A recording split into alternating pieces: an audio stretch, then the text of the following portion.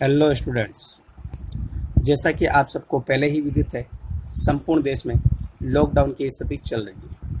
उसी को देखते हुए शिशु निकेतन की स्कूल की तरफ से एक पहल चलाई गई है जो आपके सामने प्रस्तुत की जाए। तो जैसा कि आपने लेक्चर नंबर 1 में पढ़ा है, जॉइंट वेंचर की परिभाषा,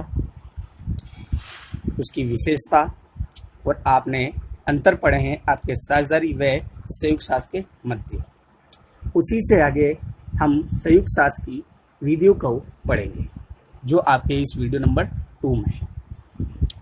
accounting method for joint venture, संयुक्त सास संबंधी लेखा विधि। तो आपके संयुक्त सास संबंधी लेखा विधियाँ मुख्यतः 2 प्रकार की होती है। नंबर 1, संयुक्त सास के लिए पृथक से लेखे पुस्तकें रखना। दूसरा मेथड आपके संयुक्त सास के लिए पृथक से लेखे पुस्तकें नहीं रखना। यहाँ पृथक से तात्पर्य अलग अलग से लगाया जाता है। तो संयुक्त सास के लिए पृथक से लेखे पुस्तकें रखना और दूसरी विधि का नाम संयुक्त सास के लिए पृथक से लेखे पुस्तकें नहीं रखना। क्लियर है बेटा? यहाँ से आपके बोर्ड में क्वेश्चन भी पूछा जा चुका है 2018 बोर्ड। तो उसी को आगे अपन कंटिन्यू करते हैं। तो यहाँ पर तो आपके नंबर 1 मेथड को इसको आज डिस्कस करते हैं। संयुक्त सास के लिए पृथक से लेखे पुस्तकें रखना। तो इस विधि का प्रयोग कब किया जाएगा? नंबर 1, जब आपके कारोबार क्या हो, बड़ा हो और सभी सहसासी क्या रहते हो, एक ही स्थान पर है। तो इस परिस्थिति में आपके संयुक्त सास के लिए पृथक से लेखे पुस्तकें रखना उपयोगी रहता है। जब आपका कारोबार बड़ा हो और सभी सहसासी क्या करते हो, एक ही स्थान पर रहे, तो उस परिस्थिति में आपके संयुक्त सास के लिए पृथक से लेखे पुस्तक रखना उपयोगी रहेगा। जब आप संयुक्त सास के लिए पृथक से लेखे पुस्तक रखोगे तो आपके मुख्यतः 3 खातों को खोला जाता है। नंबर 1, आपका जॉइंट वेंचर अकाउंट। सेकंड, आपका joint bank account. And number 3, आपका को वेंचर पर्सनल अकाउंट। क्लियर है बेटा? तो इसके पीछे कुछ अजम्पशंस हैं या कुछ कंसेप्ट्स हैं जिनको अपन क्लियर करेंगे, उसी के बाद आगे चलेंगे। तो यहाँ पर आपने जैसा कि 11th में पहले भी पढ़ा है, जैसे अपन क्या करते थे, आप जब बिजनेस करोगे तो आप गुड्स को परचेज करोगे। जब आप व्यवसाय आरंभ करते हो, कुछ पूंजी लगाकर क्या करते हो, व्यवसाय को प्रारंभ। उसके बाद कुछ माल भी खरीदते हो, खर्चों का भुगतान भी करते हो। तो ये निरंतर प्रक्रिया क्या चलती रहती है, आपके व्यवसाय में चलती रहती है। तो इसी प्रक्रिया को समझते हुए अपन 11th के कंसेप्ट बेस पे चलेंगे। जो आपने फर्स्ट लेक्चर में एंट्री बेसिस पढ़ा है, उसी को एक बार वापस रिवाइज करते हैं और उसी के आगे इस टॉपिक को कंटिन्यू करते हैं। तो जैसा कि नंबर 1, साहसियों द्वारा अपने हिस्से की पूंजी संयुक्त बैंक में जमा करवाना। नॉर्मली जब हम क्या करते हैं, व्यवसाय को आरंभ करते हैं या बैंक में जब भी पैसा जमा करवाते हैं, तो संयुक्त सास के लिए जब व्यापार प्रारंभ करते हैं तो उसके हिस्से की जो राशि रहेगी, joint bank account debit to को वेंचर अकाउंट पर्सनल अकाउंट। अगर कोई भी आप बैंक में डिपॉजिट करवाते हो तो बैंक को डेबिट करोगे, अगर बैंक से पैसा निकालते हो तो बैंक को क्रेडिट करोगे। नॉर्मल एंट्री क्या होती है, आपका बिजनेस स्टार्ट करने के लिए cash account debit to capital. तो आपके कैश के स्थान पे क्या यूज किया गया, जॉइंट बैंक, और आपके जो भी पार्टनर्स का नाम था कैपिटल आ गया, जिसका राम श्याम, उस बंदे का यहाँ पर नाम लिख दिया जाएगा। क्लियर है? नंबर 1। नंबर 2, संयुक्त सास के लिए माल का क्रय करने का। जब अपन क्या करते हैं, संयुक्त सास का कार्य करेंगे तो उसके मध्य आपको माल खरीदना भी पड़ेगा। तो जब भी अपन साधारण एंट्री क्या करते हैं, जब माल को खरीदा जाता है तो परचेज अकाउंट डेबिट टू, अगर कैश है टू कैश अकाउंट। अगर हमने किसी व्यक्ति से खरीदा है, जैसे राम से, तो उस राम का नाम। तो मैंने आपको सीधा ही समझाया, जहां पर आपका परचेज यूज हो उसके स्थान पे क्या लिख देना है, जॉइंट वेंचर। जहां पर आप कैश यूज करते थे वहां पर जॉइंट बैंक, और अगर आपने किसी से उधार खरीदा तो उस बंदे का नाम लिख देंगे। क्लियर है? तो आपकी अब जॉइंट वेंचर में एंट्री क्या हो जाएगी, joint venture account debit to joint bank. अगर आपने कैश परचेज किया है, अगर आपने क्रेडिट परचेज किया है टू सप्लायर या क्रेडिट या उस बंदे का नाम। क्लियर बेटा? यहाँ पर किसी को डाउट है? उसके बाद अगर आपका कोई वेंचर में अगर कोई गुड्स देता है कोई पार्टनर, जैसे राम दे चाहे श्याम दे, तो उस बंदे का यहाँ पर नाम लिख दिया जाएगा। जैसे आपके श्याम ने 10,000 रुपये का माल दिया, तो यहाँ पर मैं क्या कर दूंगा, टू श्याम अकाउंट। क्लियर है बेटा? तो हमने एक एंट्री में ही आपके 3 एंट्री को डिस्कस कर लिया। क्लियर है बेटा? यहाँ पर अगर किसी को प्रॉब्लम हो तो वो प्रॉब्लम आप पूछ सकते हो कमेंट बॉक्स में। आगे चलते हैं नंबर 3 एंट्री, व्यय का भुगतान कर लेगा। जब हम जॉइंट वेंचर अगर कोई एक्सपेंसेस पेड करते हैं तो अपन नॉर्मल एंट्री क्या करते हैं, एक्सपेंसेस अकाउंट डेबिट, कोई भी यानी किसी भी टाइप का एक्सपेंस है तो उसका यहाँ पर नाम लिख दें, expenses account debit to cash account. तो मैंने क्या कहा, जहाँ पर भी आपका परचेज, सेल्स, इनकम, एक्सपेंसेस, वहाँ पर आपको यूज़ क्या करना है, एक्सपेंसेस आपके जॉइंट वेंचर यूज़ करना है। और जहाँ पर कैश यूज़ कर रहे थे वहाँ पर जॉइंट बैंक। तो अब आपकी एंट्री क्या होगी, joint venture account debit to joint bank, अगर आप क्या करते हो, पेमेंट करते हो एक्सपेंसेस का। क्लियर है?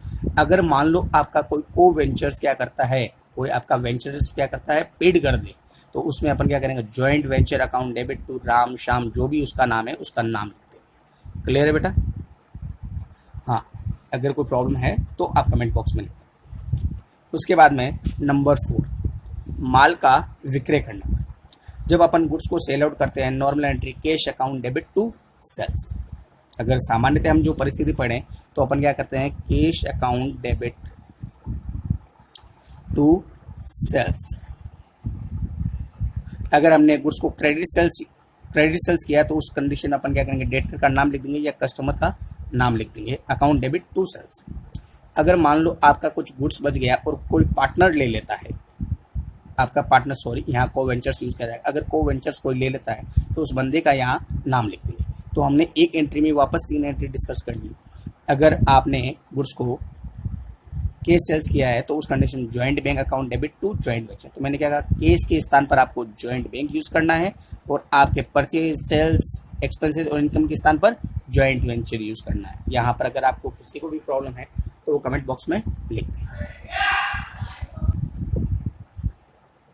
नंबर 5 एंट्री, ग्राहक से धनराशि प्राप्त होगी। अगर किसी भी व्यक्ति से हमें पैसा प्राप्त होता है तो नॉर्मल एंट्री क्या करते हैं, cash account debit to Ram Shyam, जिस बंदे का नाम है, तो कस्टमर बोल सकते हैं जिसको हमने गुड सेल आउट किया। काफ़ी बार वो आपको क्या देता है, बिल रिसीवेबल भी दे देता है। तो ये परिस्थिति है। तो मैंने क्या कहा, कैश के स्थान पर जॉइंट बैंक यूज करना है, आपके नाम पे स्थान पर वही यूज किया जाएगा। आपको सिर्फ परचेज, सेल्स, एक्सपेंसेस, इनकम के स्थान पे ये क्या यूज करना है, जॉइंट वेंचर यूज करना है, उसके अलावा कहीं पे भी नहीं। तो यहाँ पर आपको किसी को प्रॉब्लम हो तो कमेंट बॉक्स में। नंबर 6, माल के आपूर्तिकर्ताओं को भुगतान करें। जब हमने किसी को माल बेचा तो उसको पैसा रिसीव होगा और हमने किसी से माल खरीदा है तो उसको भुगतान हमें करना पड़ेगा। और जिस व्यक्ति को भुगतान कर रहे हैं उस व्यक्ति का नाम यहाँ लिख दिया जाएगा। जैसे आपका गोपाल है तो अपन नॉर्मल एंट्री क्या करेंगे, Gopal accounts debit, Gopal accounts debit. अगर आपने कैश पेड किया है तो आप क्या लिख दोगे, टू कैश अकाउंट। क्लियर है? और अगर आपको डिस्काउंट मिलेगा तो उसके स्थान पर अपन क्या यूज करेंगे, टू डिस्काउंट। क्लियर? तो आपने ये कंसेप्ट ध्यान रखना, जिस तरफ कैश आएगा उसी तरफ आपका डिस्काउंट आएगा। तो मैंने क्या कहा, इंडिविजुअल किसी व्यक्ति का नाम है वो परिवर्तित नहीं होगा, सप्लायर्स या कस्टमर अकाउंट डेबिट, सॉरी यहाँ पर सप्लायर्स। उसके बाद टू कैश के स्थान पर आपके जॉइंट बैंक यूज करना है। अगर डिस्काउंट है, मैंने क्या कहा, एक्सपेंसेस है एक तरह से, आपके इनकम हो गया आपके लिए, तो आपके लिए इनकम है तो उसको क्या कर दिया मैंने, क्रेडिट। तो अब उसके स्थान पे क्या लिखना है, टू जॉइंट वेंचर। यहाँ पर क्लियर है बेटा? यहाँ तक अगर किसी को भी डाउट्स है तो वापस वो क्वेश्चन पुटअप कर सकता है। इसी के आगे, प्राप्त बिल को बैंक से भुनाने पर आपको, जब ग्राहकों से आपको बिल रिसीवेबल मिलता है तो अपनी आवश्यकता के अनुसार अपन उसको क्या कर सकते हैं, बैंक से भुना भी सकते हैं। उसकी एवज में बैंक क्या करता है, कुछ एक जो डिस्काउंट क्या करते हैं, काट के पैसों का भुगतान। तो अब जब भी अपन क्या करते हैं, आपका जो बीआर को क्लियर करवाते हैं तो नॉर्मल एंट्री क्या हो गई, cash account debit discount account debit to BR. तो मैंने क्या कहा, आपके जो केस के स्थान पर ज्वाइंट बैंक यूज करना है अगर आपका कोई एक्सपेंसेस या इनकम या आपका परचेज जैसा उसके स्थान पर ज्वाइंट वेंचर यूज करना है टू बी आर। क्लियर बेटा? तो आपके 11th एंट्री बेसिस पे सारा काम कर रहे हैं, कोई दिक्कत नहीं है। जिनको एंट्री समझ आया उनके लिए एंट्री से संबंध, नहीं समझ आया तो उसके लिए भी आपको डरने की कोई बात नहीं है। ये टॉपिक आपकी बुक्स का सबसे इजी टॉपिक्स है और इसको अपन आप पढ़ोगे जब आपको लगेगा कि सर वाकई में इजी टॉपिक है। नंबर 8, सहशासी को पूंजी पर ब्याज देने पर। तो नॉर्मली जब अपन इंटरेस्ट ऑन कैपिटल देते हैं तो एंट्री क्या होगी? Interest on capital account debit to capital. Clear? अब मैंने क्या कहा, जहां पर आपका कोई भी एक्सपेंस है तो joint venture account debit to आपके जो इंडिविजुअल पार्टनर है उसके खाते में पैसा लिख दिया जाएगा। क्लियर है बेटा? चलते हैं आगे। नंबर 9, सहशासी द्वारा बचा हुआ माल लेने पर। जब हम संयुक्त शासी आरंभ करते हैं तो उस परिस्थिति में अपन क्या करते हैं, दोनों सहशासी कुछ माल लाते हैं, कुछ माल बच जाता है, तो उसकी एवज में अगर कोई सहशासी आपका माल रख लेता है तो उसका आपको क्या करना पड़ेगा? डेबिट में नाम लिखना पड़ेगा। अगर मान लो राम है तो Ram account debit to joint venture account. अगर आपका कोई भी व्यक्ति क्या करता है, माल ले लेता है जो आपके अंत में बचा हुआ, तो अपन क्या करेंगे? उस व्यक्ति का नाम लिखेंगे। ओ venture personal account debit to joint venture. Clear बेटा? तो ये सारे डिस्कस करने के बाद आपका या तो आपको प्रॉफिट होगा या आपको लॉसेज होगा, तो उसी को आगे डिस्कस करते हैं। संयुक्त सास पर लाभ होने पर लाभ की स्थिति किस प्रकार होगी? तो अगर आप क्रेडिट बैलेंस को पूरा जोड़ लोगे और डेबिट बैलेंस को पूरा जोड़ लोगे, अगर आपका डेबिट में बैलेंस कम आता है तो उस कंडीशन में आपको ज्वाइंट वेंचर में क्या होगा? प्रॉफिट होगा। अब प्रॉफिट को कैसे डिस्ट्रीब्यूट किया जाएगा? Joint venture account debit to को venture personal account. A B C जितने भी पार्टनर्स हैं उनको क्या करेंगे? वेंचर से उनको आपके प्रॉफिट डिस्ट्रीब्यूट। अगर लॉस कब होगा? जब आपके डेबिट का टोटल क्या है? मोर देन है और आपके क्रेडिट में टोटल कम है, तो उस कंडीशन में आपको क्या होगा? ज्वाइंट वेंचर में लॉसेज होगा। तो एंट्री क्या करेंगे? Co venture personal account debit to joint venture. Clear? फिर आपको मैंने क्या, कुछ फाइनल अमाउंट, जब आपने वेंचर्स स्टार्ट किया कुछ टाइम अपन क्या करते हैं, दोनों पार्टी जो भी वेंचर्स हैं वो पैसे लगाते हैं, तो कुछ क्या करता है एक्स्ट्रा पैसा निकल जाता है और कुछ के क्या होता है बिजनेस में अभी तक पैसे पड़े। तो वो जब आपका ज्वाइंट वेंचर कंप्लीट होने के बाद क्या करेंगे? आपका जो भी हिसाब उसको क्लियर करेंगे और उसके आपके जो भी लाभ आने उसको क्या करके बांट कर इस व्यवसाय को समाप्त करेंगे। तो अगर आपके सहशासियों को अंतिम भुगतान करने पर एंट्री क्या होगी? Co venture personal account debit to joint bank. अगर आपको सहशासियों को भुगतान करना है तो एंट्री क्या होगी? Co venture personal account debit to joint bank. और उसके बाद अगर सहशासी के द्वारा कोई अतिरिक्त राशि निकाले तो उसको घर से राशि लानी भी पड़ेगी, तो वो एंट्री क्या करेगा? Joint bank account debit to को वेंचर पर्सनल अकाउंट। यहां तक अगर किसी भी व्यक्ति को डाउट्स है तो वो कमेंट बॉक्स में लिखे, जिससे अपन जल्दी से जल्दी इसको कंप्लीट कर लें। जैसा कि हमने जनरल एंट्रीज करी है जो आपने लेक्चर नंबर 1 में भी डिस्कस की थी, बट मैंने क्या कहा, कुछ स्टूडेंट्स को एंट्री बेसिस पे अच्छा वर्क कर लेते हैं लेकिन कुछ स्टूडेंट्स नहीं कर पाते हैं। लेकिन घबराने की कोई आवश्यकता नहीं बेटा, आपके पास जो सटीकता, जो इंटेलिजेंट बच्चे और वीक बच्चे का जो डिफरेंस है, इस टॉपिक में कोई डिफरेंसेस नहीं आएगा। ये टॉपिक ऐसा है चाहे इंटेलिजेंट बच्चा हो चाहे वीक बच्चा, उसके 7 out of 7 number marks board में आते हैं। तो ये टॉपिक इतना इजी, कोई प्रॉब्लम क्रिएट नहीं होगी।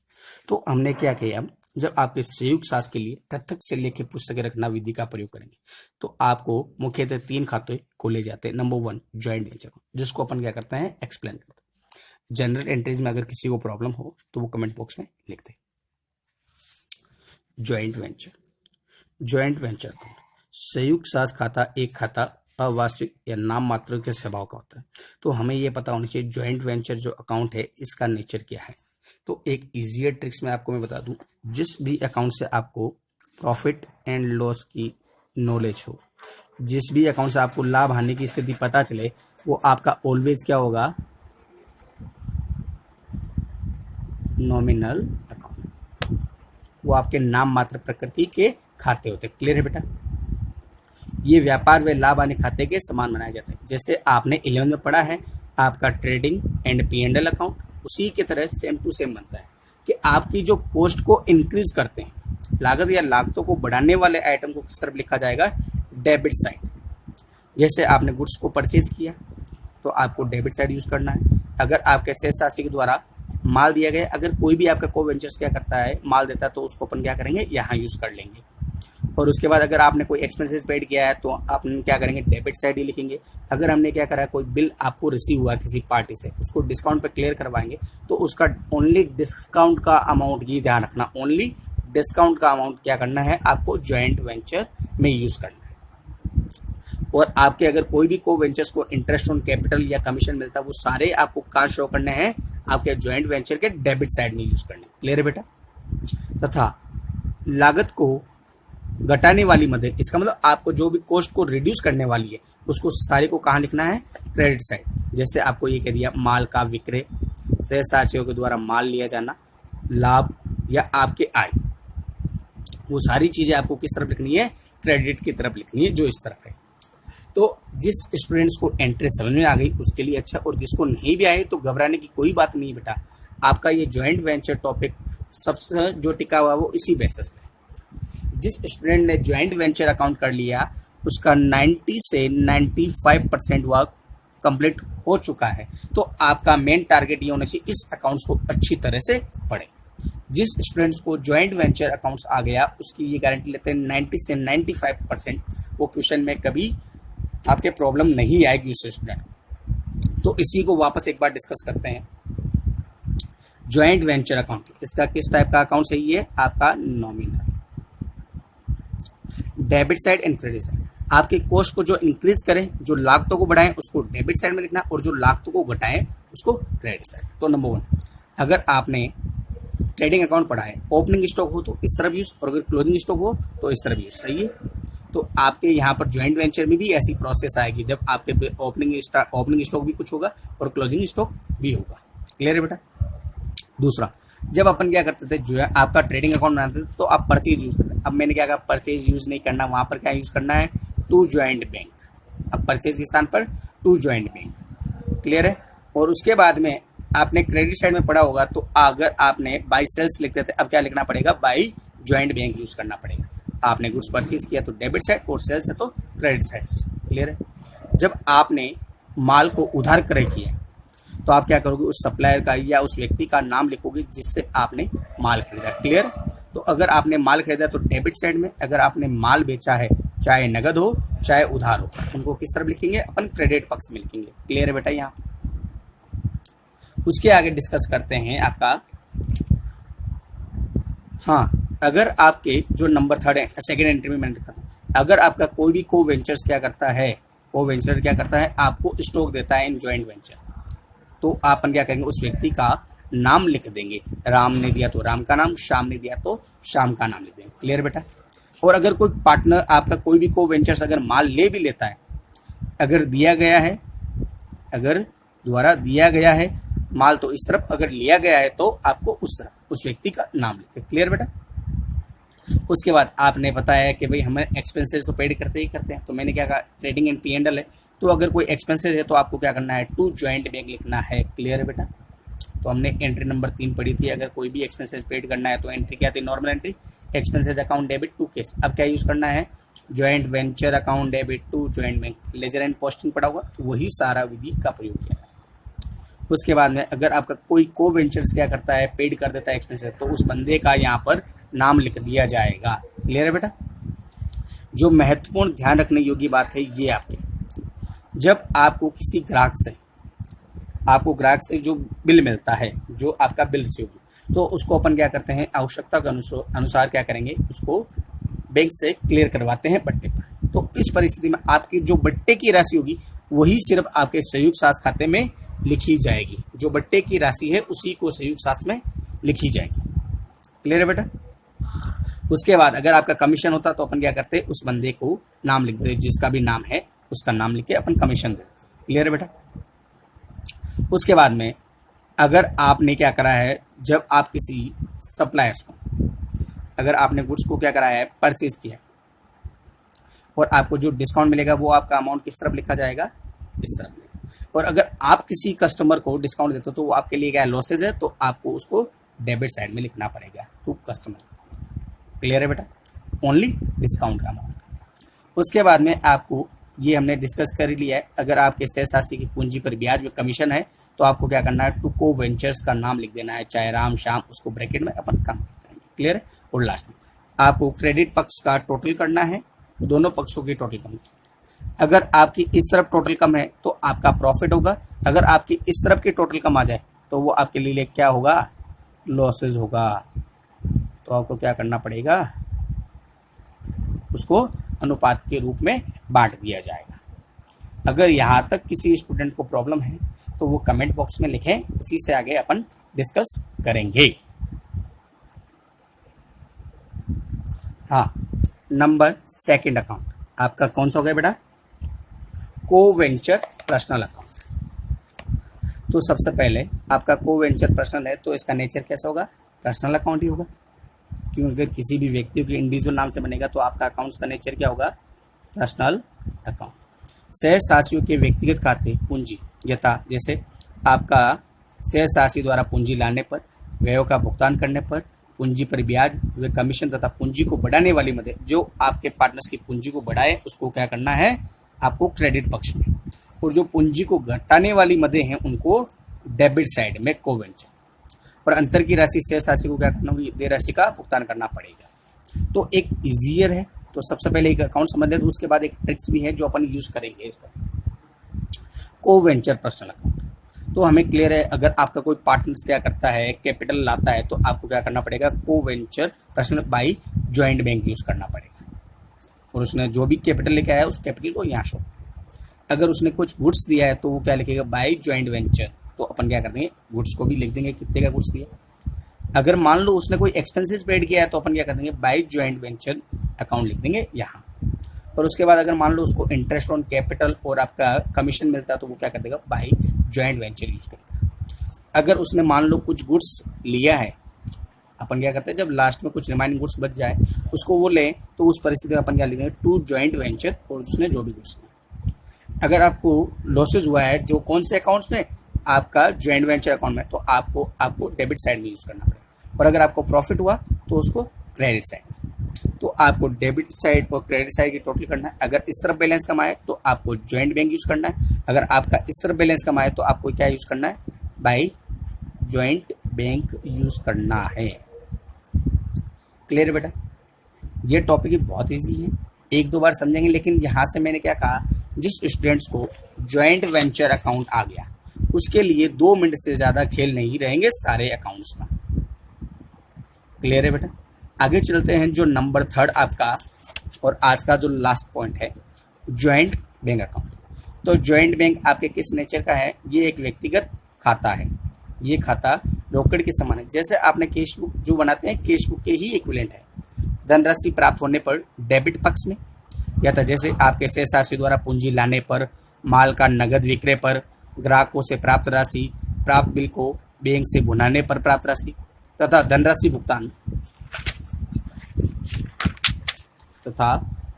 भुगतान करने में, यथा माल का नगद क्रय, पूर्तिकर्ताओं को भुगतान या व्यय का भुगतान या शेष राशि को अंतिम भुगतान दिखाते हैं। तो हमने जैसे बेटा आपका कैश बुक बनाना है, अगर आपको किसी भी टाइप का अमाउंट रिसीव होता है तो आपको डेबिट साइड में यूज करना है, और आपके किसी भी टाइम से अगर आपका पैसा पेड किया जाता है तो उसको क्रेडिट साइड में। तो अपन सीधा कह सकते हैं, अगर पैसा आता है तो ज्वाइंट बैंक के डेबिट साइड में, अगर पैसा जाता है तो ज्वाइंट बैंक के क्रेडिट साइड में।